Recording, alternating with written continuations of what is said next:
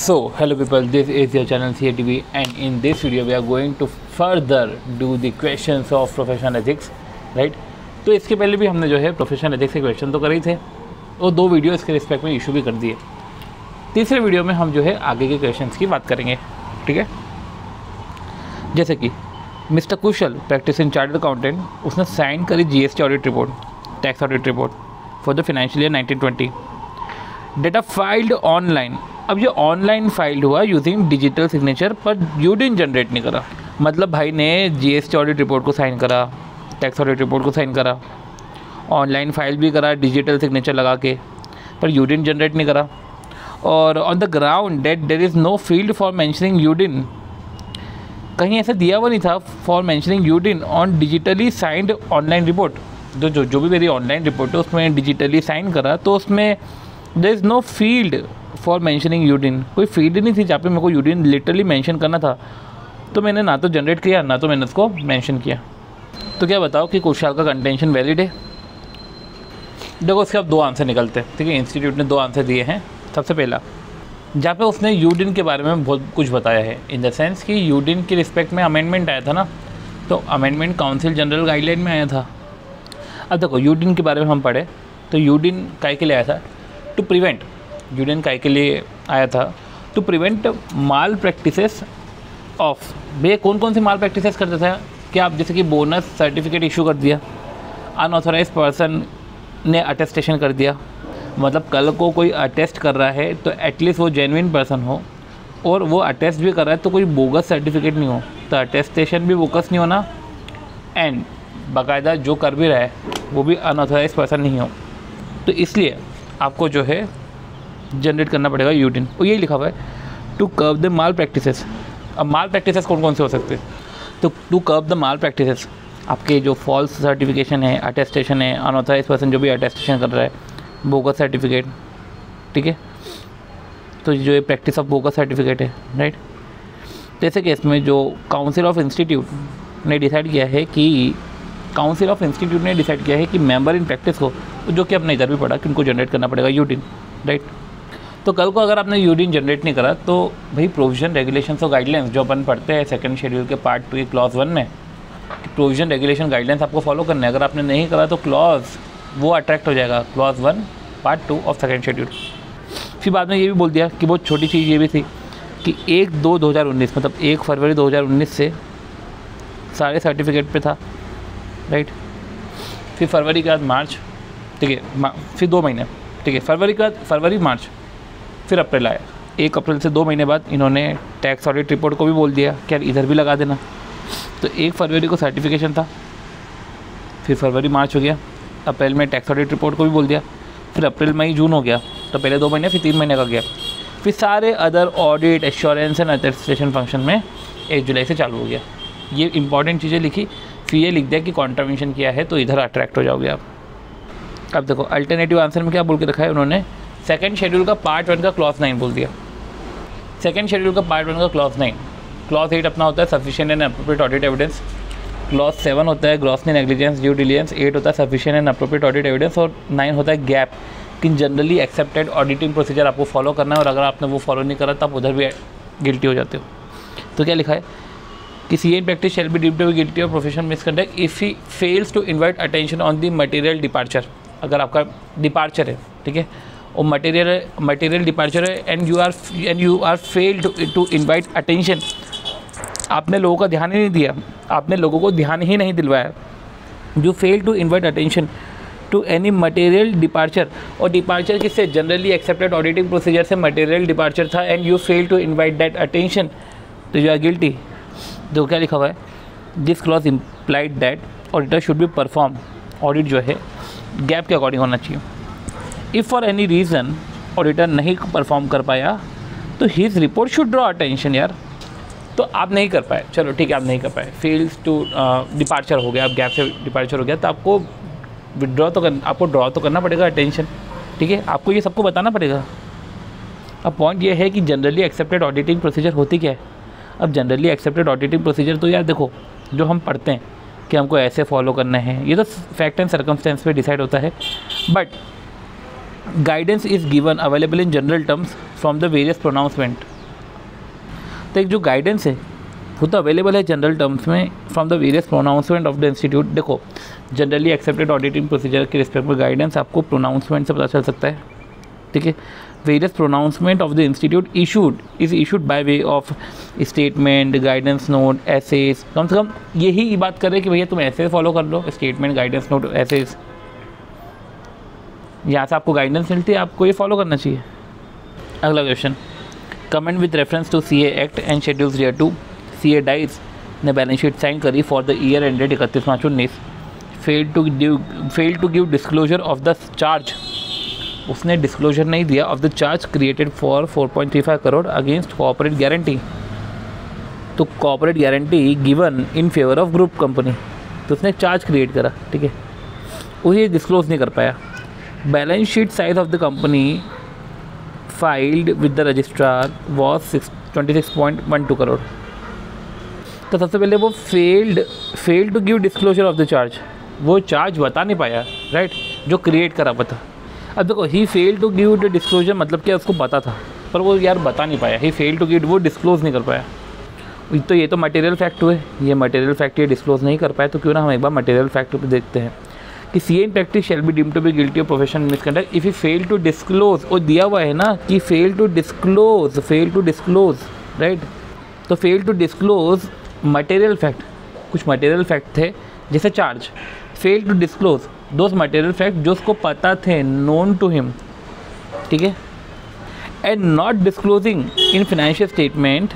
तो देखो CA in practice shall be deemed to be guilty of professional misconduct if you fail to disclose material fact, जो material fact उसको known थे वो fail to disclose in the financial statement. और ये disclosure necessary था, ये disclosure जरूरी था to make the financial statement not misleading. Financial statement में डिस्क्लोजर जरूरी था to make the financial statement not misleading. तो ऐसे केस में जो है ये पर्टिकुलर क्लॉज 7 में मिसकंडक्ट हो जाएगा। फिर बाद में देखो एक और क्वेश्चन आया, ये क्वेश्चन तो यार रटा हुआ है, not exceeding 25 hours a week. ये क्वेश्चन तो करने भी नहीं वाला, भाड़ में जाए। अच्छा इन्होंने ये भी बता दिया क्या, MCQ में तो अपन ने पढ़े ही है ना कि जैसे ये अपन MCQ वाले सीरीज़ में कर चुके हैं कि 10 पार्ट है तो 600 टैक्स ऑडिट रिपोर्ट का है, जैसे यही होगा। हाँ देखो C आंसर है। फिर ये 2 चेक इशू करे हैं, इनसफिशिएंट फंड है, तो अदर मिसकंडक्ट होगा। और अदर मिसकंडक्ट किस में आता है, ये इसमें, ठीक है, क्लॉज ये डी आ गया। फिर इंटेलिजेंट है, ये अपन ने पढ़ के रखा था, बेस्ट फैकल्टी है। और उसने शायद पासपोर्ट, इसने कुछ फ्रेम्ड फोटोग्राफ, हाँ फ्रेम्ड फोटोग्राफ वेबसाइट पे डाला तो क्लॉज 6 अट्रैक्ट हो जाएगा, ठीक है। फिर होपफुल है, ऐसे स्टूडेंट है और स्टाइपेंड 200 पर मंथ से देते हैं, इंटरेस्ट रेट अच्छा 200 पर मंथ नहीं, 6 महीने में देंगे, पर पेमेंट जो करेंगे 6 महीने में करेंगे। तो ये सब चीज़ें अपन ने पढ़ा था clause 1 second schedule, clause 1 part 2 second schedule. तो देखो ये है, ठीक है। तो ये तो MCQ वाले क्वेश्चन थे, आगे बढ़ो। अब ये 88 वाला क्वेश्चन है कि as the auditor of ABC उसने डेलीगेट करे है फॉलोइंग वर्क आर्टिकल को। ऑडिट क्वेरी ये डेलीगेट कर सकते हो, मेमोरेंडम कैश वेरिफिकेशन डेलीगेट कर सकते हो, letter forwarding draft observation, signing financial statement delegate नहीं कर सकते। तो ये डेलीगेट वाले पॉइंट अपन ने किधर पढ़े हैं, तो देखो मैं आपको बता दूँ, ये सेकंड शेड्यूल के पार्ट 1 के क्लॉज 12 में पढ़े हैं, सॉरी फर्स्ट शेड्यूल के पार्ट 1 के अंदर क्लॉज 12 में पढ़े हैं अपन ने। मैं बता दूँ उसमें अपन ने क्या समझा कि CA इन प्रैक्टिस, मैं क्लॉज 12 बोल रहा हूँ, CA in practice shall be deemed to be guilty professional misconduct if you allow any person, अगर वो किसी पर्सन को अलाउ करे to sign the financial statement of a company and such person is not a member और not a partner. तो वो ऐसे लोगों को अलाउ कर रहा है जो ना तो मेंबर है ना तो पार्टनर है to sign the financial statement, तो गड़बड़ हो गई। देखो साइनिंग ऑफ फाइनेंशियल स्टेटमेंट तुम ऐसे लोगों को बोल रहे हो, तुम ऐसे लोगों को अलाउ कर रहे हो जिनको नहीं करना चाहिए, ठीक है। तो साइनिंग ऑफ फाइनेंशियल स्टेटमेंट को आप मेंबर या पार्टनर को ही अलाउ कर सकते हो, उसके अलावा कुछ भी दूसरे काम है वो आप भले किसी दूसरों को अलाउ करो चलेगा। तो ये सब अलाउ करोगे चलेगा, पर साइनिंग फाइनेंशियल स्टेटमेंट नहीं चलेगा।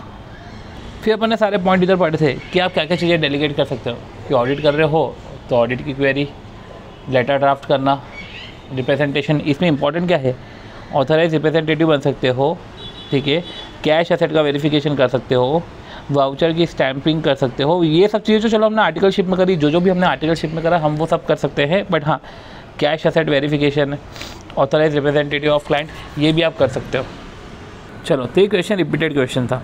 चलो mister F chartered accountant gave advisory services to PQR, ठीक है। Further he gave them GST consultancy, और GST कंसल्टेंसी के साथ उसने ERP सेटअप में भी आपकी मदद करी। Later the company turned out to be a part of group of company involve in money laundering. Okay, बाद में कंपनी जो है मनी लॉन्ड्रिंग में आ गई। तो mister F was asked to provide details of the company. Mister F refuse on the ground that he give only consultancy services, कि मैं तो कंसल्टेंसी सर्विसेज ही देता हूँ to the company, and was not suppose to keep any information. तो मैं consultancy services देता हूँ और ना तो मैं कोई ऐसी इन्फॉर्मेशन जो है कंपनी के बारे में रखता हूँ। तो मिस्टर एफ का राइट है। अब कंपनी पे मनी लॉन्ड्रिंग हुआ है और मिस्टर एफ से पूछ रहे हैं डिटेल्स ऑफ कंपनीज। तो मिस्टर एफ बोलता है कि मैं सिर्फ कंसल्टेंसी सर्विसेज देता हूँ and was not suppose to keep any information of the company about the company. अब पॉइंट ये है कि भले ही आप कंसल्टेंसी सर्विसेज देते हो, पर लिखा है क्या बोल रहे हैं कि हम कीप नहीं करते, हम तो कंसल्टेंसी दे के छोड़ जाते हैं। And was not suppose to keep any information about the company. ये तो थोड़ा सा अजीब लग रहा है कि आप कंपनी के बारे में कुछ भी इन्फॉर्मेशन गैदर नहीं कर रहे हो। ये क्या है? ये क्वेश्चन आप उम्मीद नहीं करोगे, पर ये वहाँ से है। ये क्वेश्चन है अपना KYC नॉर्म से, और ये बहुत ही अच्छा क्वेश्चन है।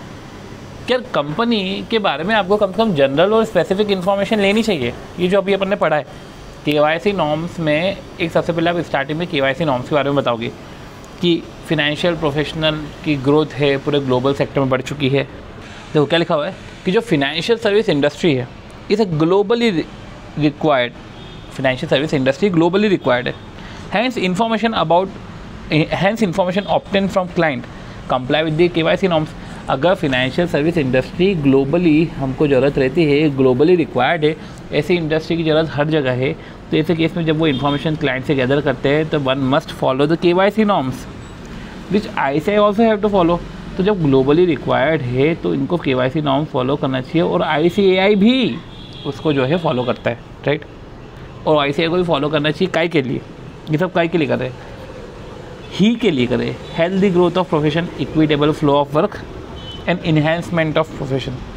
Healthy growth of profession, equitable work, ठीक है, equitable flow of work and enhancement of, ठीक है, enhancement of Prestige. Healthy growth of profession, equitable flow of work and enhancement of Prestige. तो KYC नॉर्म्स इसके लिए आए हैं। अब चलो अब हम बात करते हैं general information and specific information की। तो KYC नॉर्म्स में कंपनी के रिस्पेक्ट में आपको कुछ स्पेशल जेनेरिक इन्फॉर्मेशन और कुछ स्पेशल इन्फॉर्मेशन, दोनों इन्फॉर्मेशन आपको रखनी है, ठीक है। तो देखो इस टाइप की इन्फॉर्मेशन है, स्पेशल इन्फॉर्मेशन तो नहीं, पर देखो स्पेशल इन्फॉर्मेशन को उसने कैटेगराइज किया है। एक तो जनरल इन्फॉर्मेशन, एक इंगेजमेंट के रिस्पेक्ट में इन्फॉर्मेशन, और एक स्टैट्यूटरी, एक regulatory information. General, engagement and statutory. तो देखो यही जो इधर लिखा हुआ है कि individual client, corporate entity and non corporate entity. तो इंडिविजुअल क्लाइंट क्या है? इंडिविजुअल क्लाइंट तो ठीक है, general information and engagement information, पर कॉर्पोरेट एंटिटी में स्टैट्यूटरी भी तो आ जाती बातचीत। तो इसलिए फिर जो है इधर जनरल इन्फॉर्मेशन, ठीक है, इंगेजमेंट इन्फॉर्मेशन एंड एक और नई चीज़ आती है स्टैट्यूटरी इन्फॉर्मेशन। जैसे कि हमने बात कर रही थी कि कॉर्पोरेट एंटिटी के बारे में जो इन्फॉर्मेशन गैदर करनी है, देखो 3 तरीके की टेबल दे के रखी है, individual, corporate, non corporate. Individual में भी general information and type of engagement. जो कॉर्पोरेट है इसमें general information, type of engagement and other statutory requirement. और नॉन कॉर्पोरेट में general information, type of engagement, बस, ठीक है। तो मतलब कॉर्पोरेट में एक एक्स्ट्रा है। तो जब आप देखोगे तो किसी भी पर्सन का नाम, उसका एड्रेस, उसका बिजनेस, उसके लास्ट ऑडिटेड फाइनेंशियल स्टेटमेंट, जो उसकी जनरल इन्फॉर्मेशन रहती है हर जगह। इधर भी अगर पर्सन है तो चलो इधर कंपनी है तो कंपनी का नेम, एड्रेस जो भी है, पर कंपनी का पैन, इधर जो मैंने आपको बोला कि इसका पैन, उसका बिजनेस, इधर कंपनी का पैन इधर नहीं आता। ये याद रखना, कंपनी का पैन स्टैट्यूटरी इन्फॉर्मेशन में आता है, बाकी बिजनेस और लास्ट ऑडिटेड फाइनेंशियल स्टेटमेंट, ठीक है। पर ये जो नॉन कॉर्पोरेट एंटिटी है ना, इसका तो पैन भी इधर आता है, मतलब कि पैन हर जगह आता है, कंपनी के केस में अलग रहता है, ठीक है। अब बात आती है कि कंपनी के डायरेक्टर की इन्फॉर्मेशन जनरल में नहीं आई, पर अब नॉन कॉर्पोरेट के डायरेक्टर की इन्फॉर्मेशन, नॉन कॉर्पोरेट में तो पार्टनर होंगे ना, तो पार्टनर की इन्फॉर्मेशन, उनका नेम और एड्रेस, ये जनरल इन्फॉर्मेशन में आया। तो ऐसे केस में कंपनी का जो पैन है वो भी इधर नहीं आता, कंपनी के डायरेक्टर की जानकारी भी इधर नहीं आती, तो वो स्टैट्यूटरी इन्फॉर्मेशन में जाती है। अगर आप देखो तो कंपनी के जो है, कंपनी का पैन, कंपनी का सिन नंबर, डायरेक्टर का नेम, एड्रेस, डायरेक्टर का डिन नंबर, वो सब इधर जाता है। बाकी इंगेजमेंट में टाइप ऑफ इंगेजमेंट, अगर आप देखो आंसर को भी, तो देखो अगर आप देखो नेम और एड्रेस है एंटिटी का, ठीक है, और फिर पैन तो नहीं है, ठीक है, नेम एड्रेस का पैन तो नहीं है, business description, parent company, holding company क्या है, last audited financial statement, type of information engagement में, और फिर इधर जो है कंपनी और डायरेक्टर की बात आती है, जिसमें कंपनी का पैन और सीन आता है, डायरेक्टर का नेम एड्रेस और डायरेक्टर का डिन आता है, ठीक है। अगला question, mister D a practising CA is appointed as director simpliciter और आफ्टर 1 ईयर उसने रिज़ाइन कर दिया डायरेक्टर बनने से। After 1 year he resign and accepted statutory auditor position. तो समझो हमने इधर क्या पढ़ा था कि रिज़ाइन करने के बाद या टेन्योर कंप्लीट होने के बाद 2 साल तक आप असाइनमेंट एक्सेप्ट नहीं कर सकते, ठीक है, उस कंपनी का। और देखो इसमें क्लॉज 4 का भी रेफरेंस आ गया। क्लॉज 4 क्या बोलता है, CA in practice shall be deemed to be guilty professional misconduct, जहाँ पे वो आप ओपिनियन एक्सप्रेस कर रहे हो of the financial on the financial statement of any business, जहाँ पे आपका फर्म का पार्टनर का सब्सटैंशियल इंटरेस्ट है, ठीक है। पर जब आप इस क्वेश्चन को देखोगे तो उस क्वेश्चन में आपने क्या बोला कि यार मेरा सब्सटैंशियल इंटरेस्ट चलो था, मैं डायरेक्टर था, पर मैं डायरेक्टर से रिज़ाइन होने के बाद मैं ऑडिटर बनाऊँ, राइट। तो अब मेरा सब्सटैंशियल इंटरेस्ट थोड़ी ना है, बट फिर भी वो 2 साल का कूलिंग पीरियड है, आप नहीं कर सकते ऑडिट। साथ ही साथ 141 भी डालना। 141 में क्या बोलता है कि a member prohibit a member from auditing the accounts of a company in which he is an officer और एम्प्लॉय। जहाँ पे आप ऑफिसर और एम्प्लॉय हो वहाँ पे आप नहीं कर सकते ऑडिट। तो 141 का रेफरेंस डालते हुए, इसका रेफरेंस डालते हुए एंड साथ ही साथ वो जो गाइडलाइंस है, वो क्लैरिफिकेशन है, वो डालते हुए आपने आंसर दिया है और आप जो है फिर क्लॉज 4 में गिल्टी हो गए हो। और यही चीज़ हमने जो है इसके पहले वाले, जब हमने पहले पढ़ा था ये क्वेश्चन, तो हमने नोट किया था कि जो मेंबर है वो असाइनमेंट एक्सेप्ट नहीं करेगा, किसी कंपनी का ऑडिट एक्सेप्ट नहीं करेगा, ठीक है, for period of 2 year from the date of completion of 10 year, कि जब उसने date of completion of 10 year या रेजिग्नेशन उसके कंप्लीट होने के 2 ईयर्स तक जो है वो असाइनमेंट एक्सेप्ट नहीं करेंगे। चलो अब देखो, mister A newly qualified CA है जिसने प्रैक्टिस स्टार्ट करी and sought clients through telephone calls. लो क्या कर दिया इन्होंने, सॉलिसिट करे client from circular, advertisement, interview, personal communication. ये आ गया clause 6। And almost all of them are employed in one or the other retail. देखो न्यूली क्वालिफाइड CA है, start his practice and sought clients through telephone calls from his family and friends, almost all of them employed in one or the other retail trade business, क्योंकि सबके सब business में जो जुड़े हुए थे। One of his friends mister X ने एक आइडिया दिया टू स्टार्ट ऑनलाइन सर्विसेज। तो ऐसा करो कि and give stock certification to traders with cash credit. क्या तू ऐसा कर कि स्टॉक सर्टिफिकेशन दे ट्रेडर को, ठीक है, stock certification to traders with cash credit limit, ठीक है। A started a website with colourful catchy design. कोई दिक्कत नहीं है, ये तो कोई दिक्कत नहीं है। Share the website address on all social media. अब ये नहीं कर सकता था, ठीक है। तो देखो एक तरीके से इसने एडवर्टीजमेंट कर लिया अपने प्रोफेशनल अटेनमेंट और सर्विसेज का। तो देखो एक तो उसने सॉलिसिट करा क्लाइंट और एक है इसने एडवर्टीजमेंट करा अपने प्रोफेशनल अटेनमेंट और सर्विसेज का। तो इसमें क्लॉज 7 भी आना चाहिए, right. And tag 30 traders on local community with a caption easy online stock certification services. Beside a जो है एक एग्रीमेंट में एंटर हुआ डिजिटल मार्केटर के साथ and to give him 5% commission. लो 6, 7 तो ठीक है, 2 में भी एंटर हो गया, क्योंकि आप इसे कमीशन नहीं दे सकते, आप सिर्फ उनको ही दे सकते हो, मेंबर, पार्टनर, रिटायर्ड पार्टनर, ठीक है, person of prescribe qualification, member of professional bodies, ठीक है। तो ऐसे केस में 6, 7, 2 तीनों लगते हैं। तो ऐसे केस में 6, 7 और 2 सब लगना था, पर इसने सिर्फ 6 लगा के छोड़ दिया है, पर हमको नहीं, हमको 6, 7, 2 तीनों बताना है। चलो अगला क्वेश्चन करते हैं जो RTP से रिलेटेड था कि comment on the following with reference to CA act.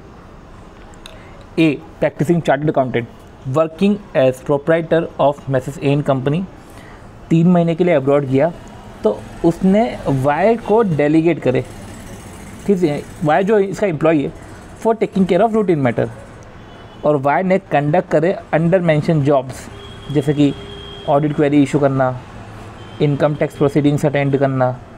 तो कर सकता है, कोई मिसकंडक्ट नहीं है। अभी देख लेते हैं।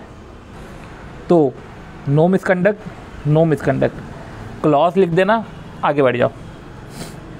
Mister Amudhan and company, a firm of chartered accountant, receive 2.8 lakh on behalf of one of their client जो अब्रॉड गया था and deposited the amount in their bank account. उसने डिपॉजिट किस में किया? इन देयर बैंक अकाउंट, कोई सेपरेट बैंक अकाउंट में deposit नहीं किया। CA in practice shall be deemed to be guilty of professional misconduct if he fails to keep the money of the client. Client से पैसा आता है, if you fail to keep the money of the client, or money except remuneration and except money means to be expended, fail to keep the money of the client in a separate bank account and use such money, ठीक है, fail to keep the money of client other than fees or remuneration in separate bank account and use such money for the intended purpose, मतलब कि आपको separate bank account में उस particular purpose के लिए reasonable time में use करना है। अब देखो इन देयर बैंक अकाउंट बोल दिया, ठीक है, तो अब ऐसे केस में उसने भले ही रिटर्न कर दिया, उसने भले ही टाइम पे रिटर्न कर दिया, बट सेपरेट बैंक अकाउंट में उसने नहीं रखा, तो ऐसे केस में गिल्टी है। ये क्लॉज क्या आ जाएगा? पार्ट 1 सेकेंड शेड्यूल, एंड वो जो है अमाउंट टू प्रोफेशनल मिसकंडक्ट। चलो, Raman contesting regional council election, article को उसने इंगेज कर दिया इलेक्शन कैंपेनिंग में, तो ऐसे इसमें contravention of provision regulation guideline हो गया, तो clause 1 of part 2 of second schedule का जैसे ये आना चाहिए। अब समझो, अब देखो contravention of provision regulation guidelines, तो उसमें ना अपन ने ऐसा नहीं पढ़ा कि यार आर्टिकल की सर्विसेज को आर्टिकलशिप के लिए ही यूज़ करना, या ऐसा कुछ भी नहीं पढ़ा है। अपन ने वहाँ पे एक स्टाइपेंड वाला पढ़ा है कि स्टाइपेंड मंथली पे करना है, और एक ऐसा है कि अगर इंगेजमेंट के रिस्पेक्ट में अगर आर्टिकल को अपनी तरफ आप आर्टिकल को अपॉइंट कर रहे हो और इंगेजमेंट के रिस्पेक्ट में आप कुछ प्रीमियम चार्ज कर रहे हो, तो ये कॉन्ट्रावेंशन हो जाएगा। ये सब चीज़ें हमने पढ़ी है, राइट। ये पर्टिकुलर पॉइंट जो है वो अदर मिसकंडक्ट में जाएगा कि अगर आप आर्टिकल की सर्विसेज को किसी नॉन प्रोफेशनल वर्क के लिए यूज़ कर रहे हो। अब सिंस ये अदर मिसकंडक्ट है, तो इसमें दोनों शेड्यूल आएंगे, ठीक है, क्लॉज 2 पार्ट 4 फर्स्ट शेड्यूल, और क्लॉज 1, ठीक है, पार्ट 3 सेकेंड शेड्यूल। ओके, तो प्रोविजन रेगुलेशन गाइडलाइन मत कर लेना, ठीक है, तो उसका बात का ध्यान रखना। अब एक लास्ट क्वेश्चन कि mister Anil practicing chartered accountant did not complete his work relating to the audit of accounts of a company and has not submitted his audit report. तो काम भी नहीं करा उसने, टाइम पे रिपोर्ट सबमिट नहीं करी, काम नहीं करा, टाइम पे रिपोर्ट सबमिट नहीं करी, ये ग्रॉसली नेग्लिजेंसी हो गई है। तो यही है कि according to clause 7 C in practice shall be deemed to be guilty of professional misconduct if he does not exercise due diligence or be a grossly negligent in conduct of his professional duties। तो ठीक है, ये सब चीज़ें हमने पढ़ी है और इस तरीके से हमने जो है पर्टिकुलर ये क्वेश्चंस कवर करे हैं। होप सो वीडियो अच्छा लगा होगा। अगर वीडियो अच्छा लगे तो please do like the video, share the video and subscribe to the channel CATV। और अगर आप देखो ना तो अराउंड 88% व्यूअर्स ने तो सब्सक्राइब ही नहीं करके रखा है, ठीक है, पता है, चलो ठीक है, सब्सक्राइब करोगे तो थोड़े फीड्स में आने लग जाएंगे ये पर्टिकुलर टॉपिक के रिलेटेड वीडियोस, तो आपका इंटरटेनमेंट हैम्पर होगा, पर वो इतना भी नहीं होगा। 1-2 वीडियो आएंगे, आप तो स्क्रॉल करके आगे बढ़ जाना ना, आपको देखना तो देखो, नहीं देखना तो मत देखो, पर एटलीस्ट सब्सक्राइब तो कर दो। चलो ठीक है, मिलते हैं।